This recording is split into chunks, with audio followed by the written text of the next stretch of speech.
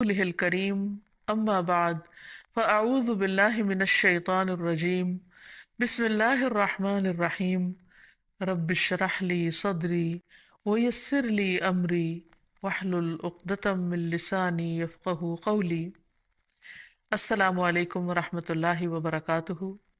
ناظرین، پروگرام دعا کیجئے کے ساتھ آپ کی خدمت میں حاضر ہیں.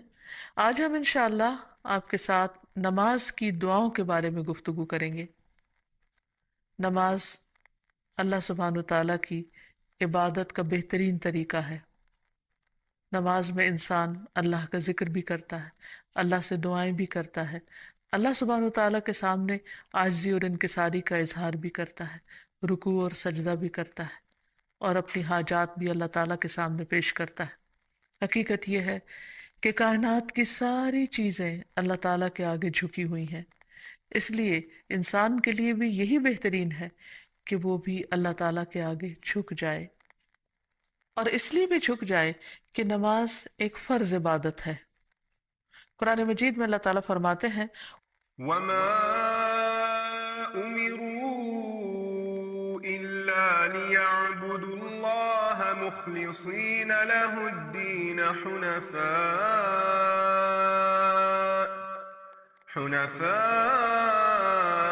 ويقيموا الصلاة ويؤتوا الزكاة وذلك دين القيمة. اور انہیں اس کے سوا حکم نہیں دیا گیا کہ وہ اللہ کی عبادت کریں، اس حال میں کہ اس کے لیے دین کو خالص کرنے والے، ایک طرف ہونے والے، اور نماز قائم کریں اور زکوٰۃ دیں، اور یہی مضبوط ملت کا دین ہے. یعنی اصل دین یہی ہے کہ انسان کے اندر اخلاص ہو، انسان اپنے دل کو اللہ تعالیٰ کی طرف راغب کرے، اپنے باقی اعضاء کو نماز کی صورت میں، اور اپنے مال کو یعنی بدنی اور مالی عبادات اللہ سبحانہ وتعالیٰ ہی کے لیے خالص کر لے. پھر اسلام کا دوسرا بڑا رکن ہے نماز. اسلام کی بنیاد 5 چیزوں پر ہے، جن میں سب سے پہلے توحید ہے، اور پھر دوسرا ذکر نماز کا آتا ہے. نبی صلی اللہ علیہ وسلم نے بار بار اس کی تلقین فرمائی. ایک دیہاتی آپ کی خدمت میں حاضر ہوا اور عرض کیا، یا رسول اللہ صلی اللہ علیہ وسلم، اسلام کیا ہے؟ آپ نے فرمایا، دن رات میں 5 نمازیں پڑھنا. اس نے پوچھا، کیا ان کے علاوہ بھی مجھ پر کوئی نماز فرض ہے؟ آپ نے فرمایا نہیں.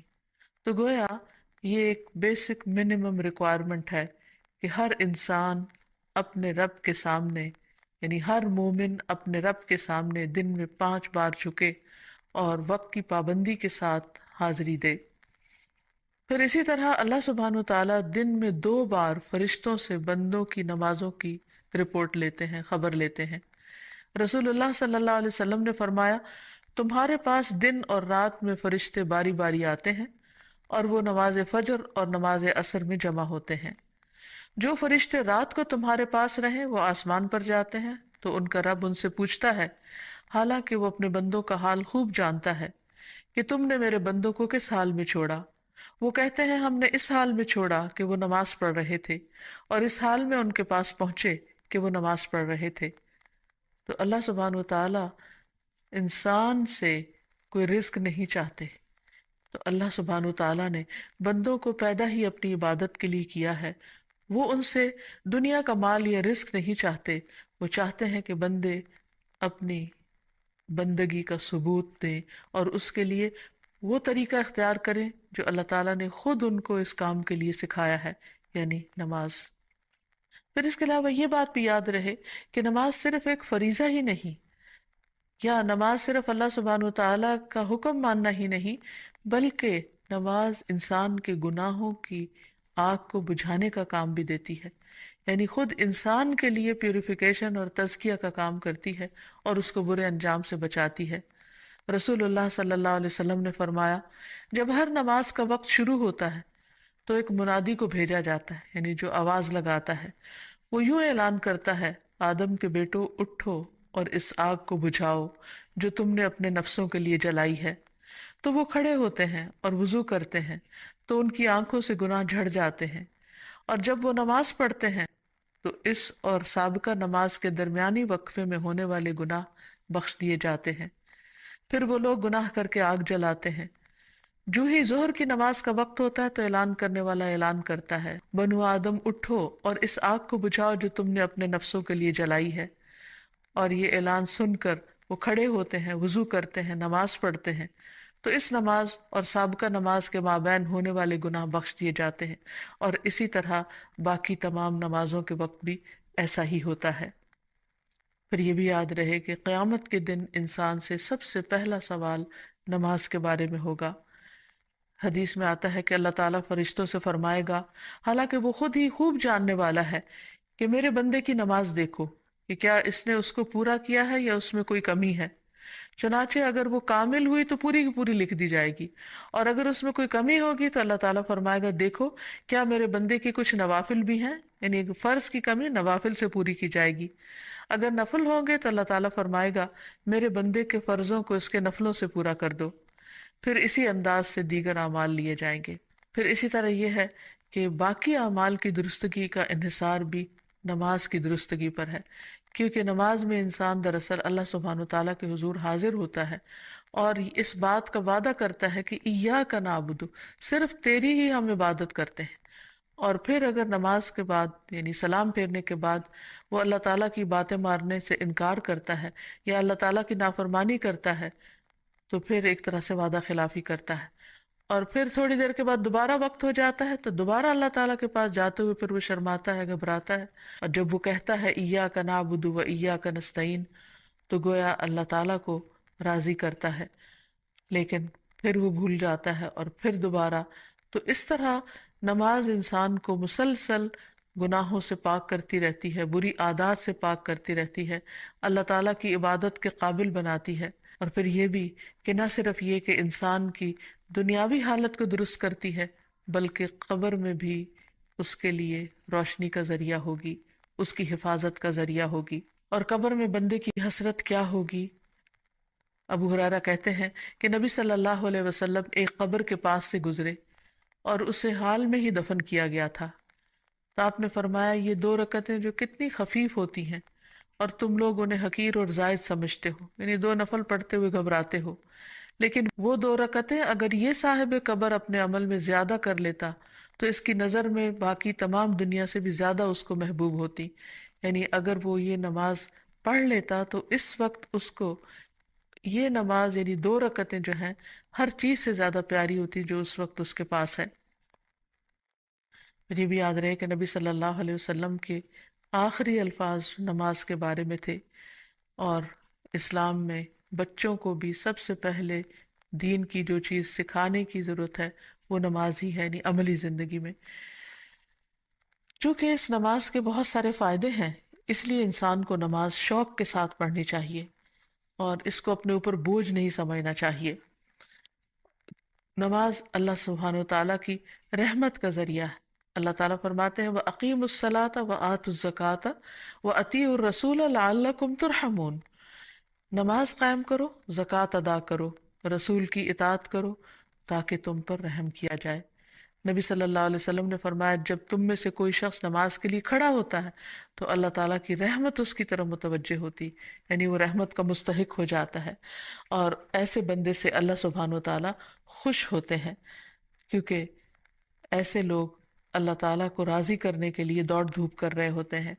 فرمایا، جو مسلمان مرد نماز اور ذکر کے لیے مسجدوں میں پابندی سے حاضر ہوتا ہے، اللہ تعالیٰ اس سے ایسا خوش ہوتے ہیں جس طرح مسافر کے گھر والے اس کے گھر واپس آنے پر خوش ہوتے ہیں۔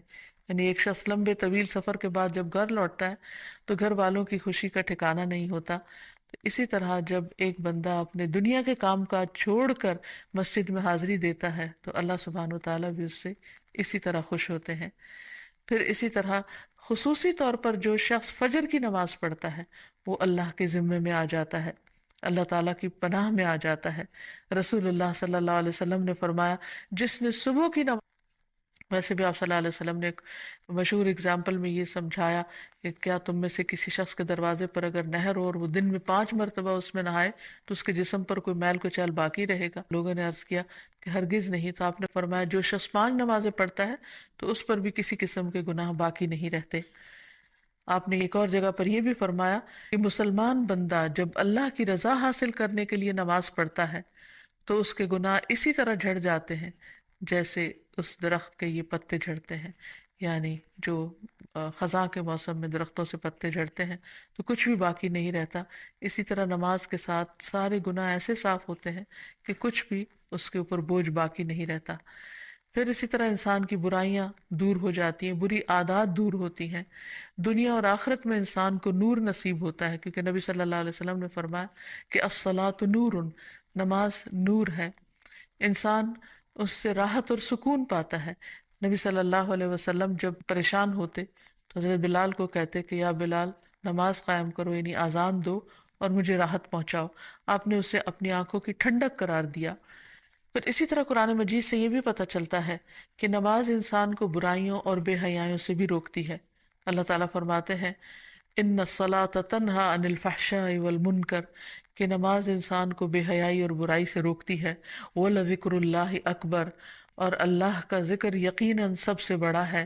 وَاللَّهُ يَعْلَمُ مَا تَصْنَعُونَ، اور اللہ خوب جانتا ہے جو تم کرتے ہو، یعنی جو بھی تمہارے اعمال ہیں ان سے خوب واقف ہے. پھر اسی طرح یہ ہے کہ انسان سے برے اخلاق اور بری صفات جو ہیں وہ ختم ہوتی چلی جاتی ہیں، کیونکہ اللہ تعالیٰ کا وعدہ ہے کہ جو شخص اپنی نماز میں پابندی کرے گا وہ ان چیزوں سے بچے گا. ان الانسان خلق ہلوعا اذا مسہ الشر جزوعا واذا مسہ الخیر منوعا الا المصلین الذین هم علی صلاتهم دائمون. بلا شبہ انسان تھوڑ دلا بنایا گیا ہے، جب اسے کوئی تکلیف پہنچتی ہے تو گھبرا اٹھتا ہے، جب اسے مال ملتا ہے تو بخیل بن جاتا ہے، سوائے نماز ادا کرنے والوں کے جو اپنی نماز پر ہمیشگی اختیار کرتے ہیں. یعنی ایسے لوگ پھر ان برائیوں سے بچ جاتے ہیں.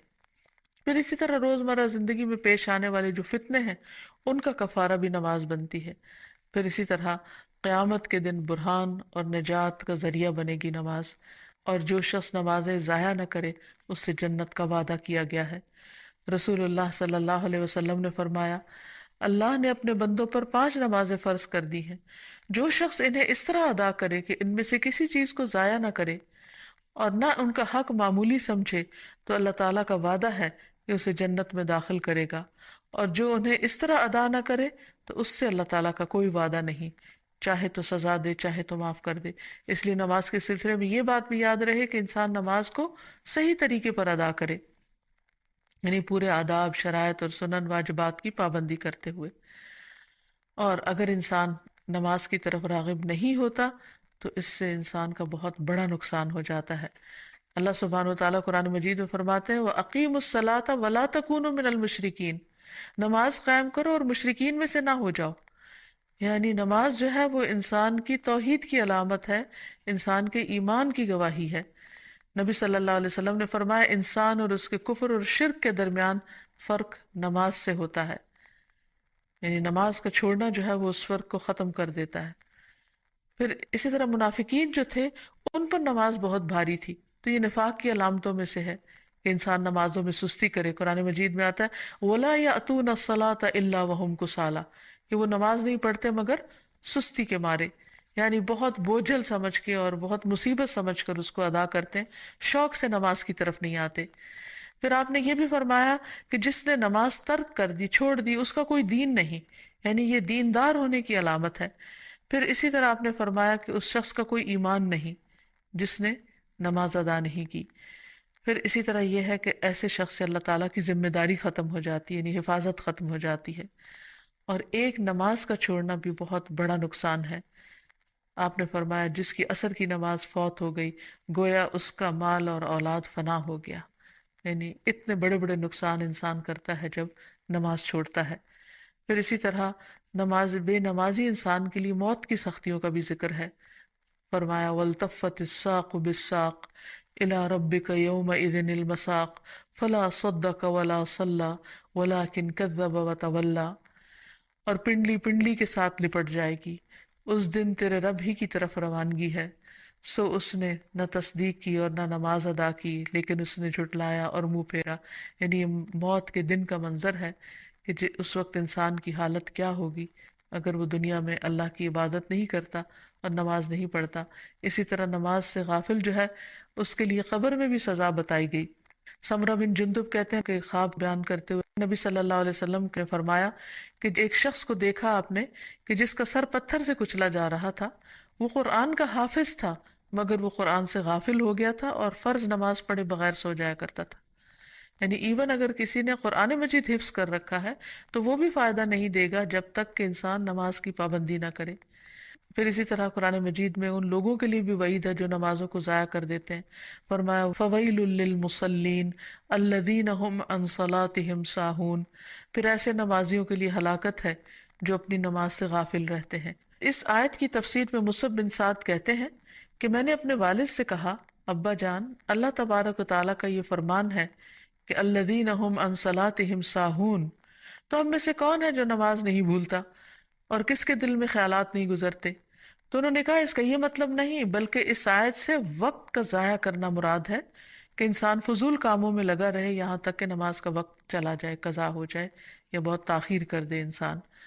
اور پھر اہل جہنم سے لوگ، اور قیامت کے دن جب اہل جہنم سے یہ پوچھا جائے گا ما سلککم فی سقر، تم نے جہنم میں تمہیں کیا چیز لے گئی؟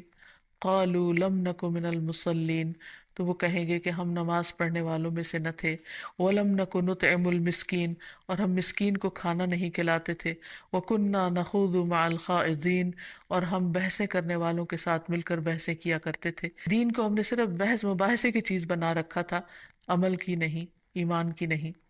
تو اس لیے بہت ضروری ہے کہ انسان نمازوں کی پابندی کرے اور درست طریقے پر ان کو پڑھے، لیکن اگر کسی وجہ سے غفلت ہو رہی ہو یا انسان کا دل نہ چاہتا ہو یا اس کے لیے بوجھل ہو رہی ہو تو انسان اللہ تعالیٰ سے دعا مانگے کہ اللہ تعالیٰ مجھے خشوع و خضوع والی نماز نصیب فرما، کیونکہ اللہ تعالیٰ کا وعدہ ہے قد افلح المؤمنون الذین هم فی صلاتهم خاشعون، یقیناً فلاح پا گئے وہ مومن جو اپنی نمازوں میں خشوع اختیار کرتے ہیں۔ اور پھر یہ دعا بھی پڑھتا رہے رب اجعلنی مقیم الصلاۃ ومن ذریتی ربنا وتقبل دعا، اے میرے رب مجھے بھی اور میری اولاد کو بھی نماز قائم رکھنے والا بنا، اے پروردگار میری یہ دعا قبول فرما لے۔ پھر اسی طرح یہ ہے کہ انسان فرض نماز کے بعد خصوصی طور پر دعا کرے کیونکہ وہ دعا کی قبولیت کا وقت ہوتا ہے۔ پھر ہر نماز کے بعد تسبیحات فاطمہ پڑھے، 33 بار سبحان اللہ، 33 بار الحمدللہ اور 34 بار اللہ اکبر۔ پھر معوذات یعنی سورۃ الاخلاص، سورۃ الفلق، سورۃ الناس پڑھے، پھر آیت الکرسی پڑھے، پھر نبی صلی اللہ علیہ وسلم کی سکھائی ہوئی دعائیں اللہم انت السلام ومنک السلام تبارکت یا ذا الجلال والاکرام، اے اللہ تو سراپا سلامتی ہے، تجھی سے سلامتی حاصل ہوتی ہے، تو بڑی برکتوں والا ہے اے جلال اور اکرام والے۔ پھر اس کے بعد رب اعنی علی ذکرک و شکرک و حسن عبادتک، اے میرے رب اپنا ذکر کرنے، شکر کرنے اور بہترین انداز میں اپنی عبادت کرنے میں میری مدد فرما۔ پھر اللہم اغفر لی ما قدمت وما اخرت وما اسررت وما اعلنت وما اسرفت وما انت اعلم به منی انت المقدم وانت المؤخر لا الہ الا انت، اے اللہ میرے سب گناہ اور میری سب خطائیں معاف کر دے، جو میں پہلے کر چکا اور جو میں نے بعد میں کی، جو چھپے ہوئے کی اور جو ظاہر میں کی، جو میں حد سے بڑھا رہا اور جن کے بارے میں تو مجھ سے زیادہ باخبر ہے۔ تو ہی نیکی اور خیر میں آگے کرنے والا اور پیچھے کرنے والا ہے، تیرے سوا کوئی معبود نہیں۔ پھر اسی طرح لا الہ الا اللہ وحدہ لا شریک لہ، لہ الملک و لہ الحمد وہو